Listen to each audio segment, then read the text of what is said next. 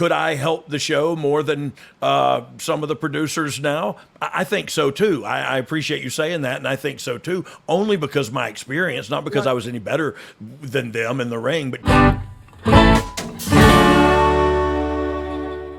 Now you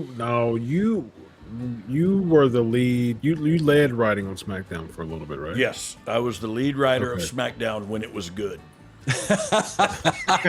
Bro, how long were you the lead writer of SmackDown? So I think 3 years.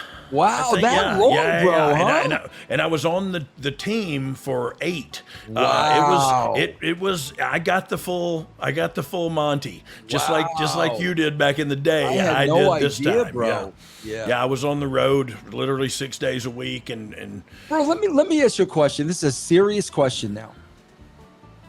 Listen, I say to this day, bro, when you're in the wrestling business, you literally can feel years coming off your life. You literally can. Yeah. But bro, what was more stressful for you, being a performer on top for all those years, or now you're writing SmackDown? What was more pressure? Yeah, SmackDown, without even thinking about that for 1 second. Two couple reasons. I'll give you a couple. One, I was on dope the whole time. I was high. You know what I mean? I don't remember the 90s because I was in my active addiction. Having said that, I am 11 years and change sober. From that, I don't live like that anymore. I don't have to live that way. I totally went into my PSA speech and forgot what we were talking about. What was more stressful? Oh, the SmackDown for sure. Yeah, because look, I only had to perform my one segment, my one match. In writing SmackDown, I was the writer on the wrestling team, and so while I thought I could tell a good story, I needed those guys. I needed those guys' as help. I needed to lean on them, and they needed to lean on me for the wrestling part of it. So when we wrote a show, I would act it out in my head how I would do it as a performer, and then I would go and pitch it that way to Vince. And 9 times out of 10, he would accept it, and sometimes he just wouldn't, you know what I mean? And there was many headbutting sessions over that, late nights. But man, no doubt about it, performing was the easy part. Even when I went back in 2014 or 20, I don't remember, it was 8 years ago, I think, went back with Billy and won the tag titles and then dropped him to the Usos.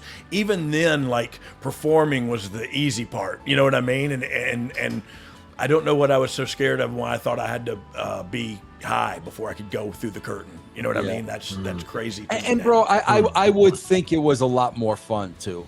Oh, 100%. Yeah. So look at this. The first, I was sober a year when I got that job, and so I was there for 10 years when I got released. So I was white knuckling my sobriety the whole time because I was just running so fast. I didn't have time to do anything. So look, bro, I'm I thankful gotta for ask the you a opportunity. question, Chris. I know you got a format, but there's a million things I want to ask Brian. Do you mind? Brian, here's the part where I do this. I do this every week. Every week they come out with a list of who agented what on Raw and SmackDown.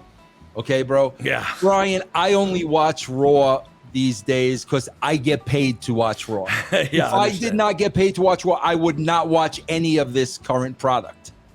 But I got to ask you this question because this drives me nuts. I see the agents of these matches. And bro, listen, I'm going to be honest with you. These guys were mid-carders at best. They were not main eventers. They were not in top programs with the top guys. They were not selling out Madison Square Garden. They were not bringing in 10 million people to a television show. Then I matched that up with, well, wait a minute. Road Dogg gets let go. Steven Regal gets let go. Mick Foley would probably make an interesting agent.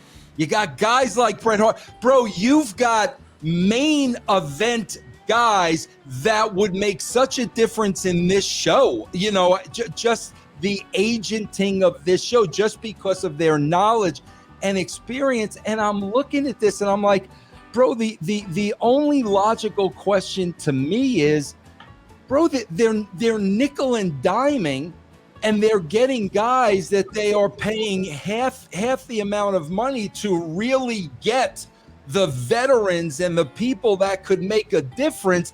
But at the end of the day, you can see it in the show.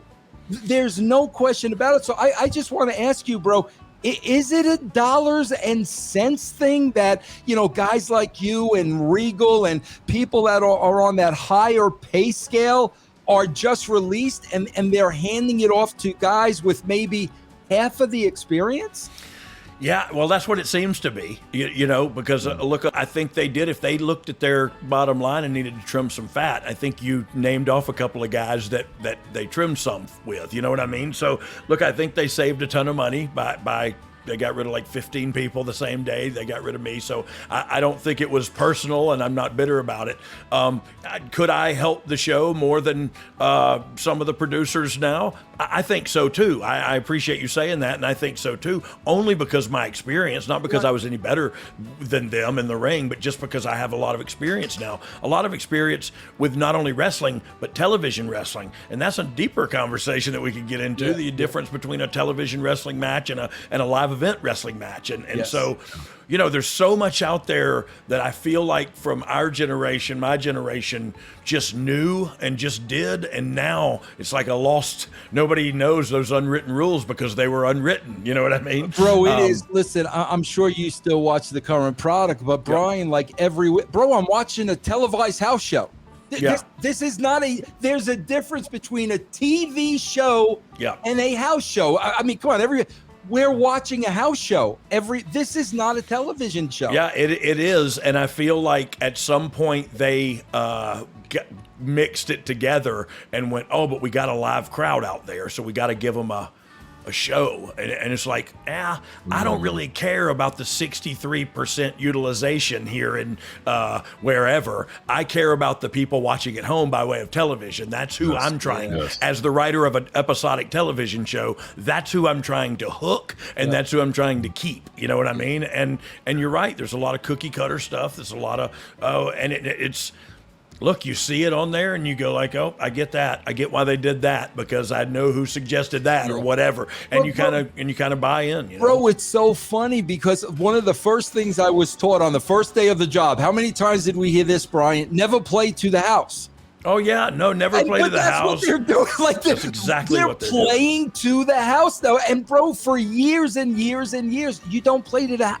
How did that change? I don't know. I really don't know. But I'll never forget saying something. I wanted to go off TV a certain way, and they were like, well, we got a live crowd. You can't go off that way. I said, no, you go off that way. Then you do whatever you want to. Right. You can say, I'll go down and friggin' juggle chainsaws if you want me to. But let's finish the show this way because episodically it's really cool, and it's a cliffhanger until next week. Right. Then Austin can drink the beers and do whatever he wants. Amen. Whatever. Okay, I'm sorry, Chris. Now that I've got him here, I got a million questions for Vince Russo has hijacked my show, ladies and gentlemen, and that's it. I'll shut up, bro. Go ahead. I'm shutting up. No, man, you're good. This is good. This is good. Couple things here, formatting wise. I think this is actually a good conversation based on the production. So with that being said, Brian, with the current product, what does the WWE backstage think about WWE while you were there? Do you have any of the writers or anything? Do they actually watch the AEW product for competitive purposes? So look, I honestly don't know how many people watch it for competitive purposes. Like for me, even when I was in the office per se, I still had a ton of friends and people that are in the industry and that you want to have an opportunity to work. You want them to have a place to work if they can't work for you. So I think it's a lot less competitive for the boys than it is for arguably some of the either real top tier talent on into the executive vice presidents and so forth who are watching with maybe a competitive eye. I think the boys and the girls are just boys and girls, and they're chasing their dream and getting paid for doing it. So I don't think it's as competitive in the minds of the talent. I'll leave it at that. Yeah, Vince. Yeah, no, I mean that goes back to the DX invasion, Brian. Mm-hmm. Kevin and Scott are waiting in the building for their friends to come. I mean, seriously, it's always been that way, bro. It's never been. The boys are always rooting for each other, bro. Yeah. Yeah. Yeah, because we feel like nobody else is going to do it.